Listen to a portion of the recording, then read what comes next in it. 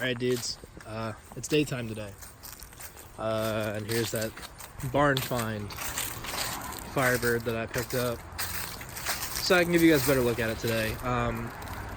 So yeah, like I was saying yesterday, the story is the owner before the guy I bought it from, basically bought it brand new in 1991, drove it.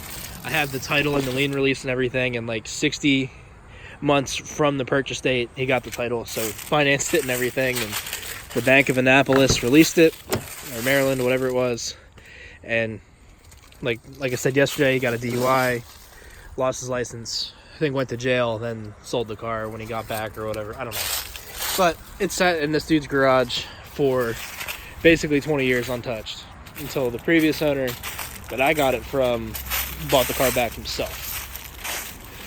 So when he bought the car, he said he put it on the trailer, he took it to a car wash and washed it while it was on the trailer just to get all the debris and shit off of it from sitting in the garage for so long, which is why it doesn't have that oh so valuable fucking barn dust, because you know it's a barn find. But as far as what it needs, besides like just a little TLC, and it's got some paint work that's been done, as pretty much all these cars do. You know, I think there's a little bit of peeling clear coat here, and the roof cracked. That's a really common problem on hardtop third gens. If they've been jacked up incorrectly, if they've been crashed, but this one's cracked on both sides. So I'm thinking it's, let me show you that crack. Yeah. I'm thinking it's, you know, it's been jacked up improperly a couple times. It still has this plastic thing that like none of them have, but as you can see, it's kind of tweaked out over here. So I bet if I were to look under here, it's not too bad. That bolt's actually in the right spot, so that's surprising. There's a very little rust. That kind of sucks, not the end of the world. A little rust down there. I expect these to be rusty. That's pretty normal. But yeah, I mean, it doesn't need a whole lot. Normal shit, weather stripping. Little paint work there, it needs to be done. These tires are dry rotted as fuck, as you would expect for 20-year-old tires. I'm gonna see if I can find the date code on them. Yeah, I can't see it. I'll have to try to find it on another one. But as far as what it needs, I should be able to fix it up pretty quick. So door panels aren't in bad shape. It feels like all the clips are there. That's kind of weird. I don't think I have any gray door handle armrest things, but I definitely have black. I could put a black set on here, it would look fine. No one would even know. That's kind of rare. If you've ever owned a 91 or 92 third gen, you know how rare that is. This steering wheel itself is nice. The airbag's not bad, but it's got some funky shit going on right there. I think that's called mold. But I can put like a Nardi in it or something. Broken mirror, that's bad luck, but I didn't break it. The headliner is falling the fuck apart, as you would expect, and it's got a hole there from a mouse or something, so all that's gonna go for sure. The sail panels aren't in bad shape. There's no radio. He gave me the center console and everything. We're good there. That's no big deal. So what I'm thinking we're gonna end up doing, car starts, if I put the key in it, I can start it up right now. I gotta assess the exhaust situation, so let's do that now. At the cat, I'm guessing. I thought maybe, just maybe, he cut the cat out because he said it was clogged. So I thought maybe he just took that. And if he would have just taken that, that would have been like ideal. Let's see. Oh yeah, right there. Yep. That's got some oil leaks, I guess, too. Not a huge deal. But what I was hoping was he just took the cat, and then I could take this car and, you know, get a cat from Advance or Napa or whatever, like a high flow MagnaFlow cat or something, and just put it in place and run the stock exhaust. But I guess that's not gonna. Another 3.1 V6 car that I've been sitting on for like 3 years because it had good sheet metal, but I didn't cut it up fast enough, so it's not good sheet metal anymore, and it's basically just a scrap bin. But anyway, this is the car that we drove the ZJ back there on top of, and then someone threw a battery through the windshield. That's new. I didn't do that. Might have been my brother, I guess. But anyway, yeah, so if you want to see that video, I'll put the link in the description. But this car did have an exhaust on it with a cat and everything. It doesn't look too rusty. I can't really get under the car. Tires are flat. It's got 1,000 pounds of scrap in the back. But if I had to, I could cut this exhaust off and fucking weld it onto that one. Wouldn't really be the hardest thing or the worst thing to do. Kind of keep this thing way under budget. But then where my concern lies is I don't want a huge project at all. I want a quick and dirty, get it going, drive it, be done with it. That's all I want. This car should be the bigger project. It should be the priority.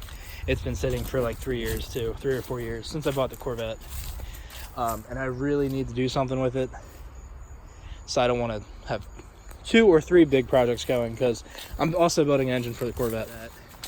When this thing has a built 408 and a Pro Charger in a couple months, it's not going to be practical to drive 45 miles a day anymore. It'll probably be the worst decision I could possibly make. That car would come in clutch, but I have this also. This is the 88 GTA I bought and made a video about like a month and a half ago, 2 months ago. Also barn find, except it was in a field. I think we're gonna mess with this today. And that'll be like tomorrow's video or something, because there must still be mice in here, because I don't remember that rat's nest being there. I really gotta make some progress on it. It's fucking grotty as shit in here. Tastes like T-top 3rd gen for sure. And it definitely leaks. But think about how convenient it would be to just pull out this wonderful 305 TPI and the automatic. And I mean, you could drop everything, K-frame and everything, and just bolt it into that car. We'd have to do something about the wiring harness, or I could take that wiring harness. I can, you know, make the changes. I prefer speed density over the mass airflow stuff, but you know, I could do it if I had to. I have the chip burning stuff to do it. And that would only be like a weekend's worth of work. I've done that before I ever made YouTube videos. That's how I got that Trans Am together. It was with another parts car, and that one is me and my dad in a 3-day weekend. And it was running and doing burnouts in the parking lot of the shop before that. So yeah, we're gonna go over a little more detail on the red car, and then we'll come back to this one. We'll see if there's anything cool to film. Okay, let's start this thing up. The gas gauge is on E. You know what, hold on, real quick. You know what's crazy? I don't know how many of you have had 3rd gens before, but it's rare as fuck to have them without like crazy door handle rattles. That's nice. It's usually a good sign. I think if you do the math, the guy drove the car for like 6 or 7 years or something. 10 to 12,000 miles a year. It comes out right around, well, probably about 20,000 miles a year. You come out at 120 grand. But yeah, let's just see.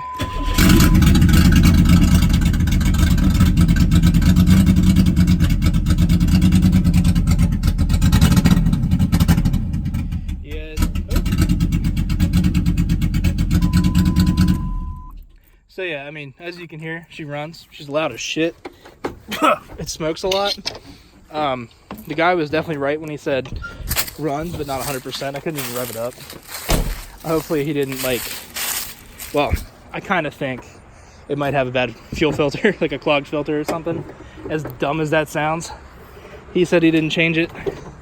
Hood struts are bad. No surprise there. But it's just a little 3.1. And God knows when the last time it had any maintenance was. He said the alternator was locked up when he got the car, so that's got to get changed. He freed it up, but I don't trust that.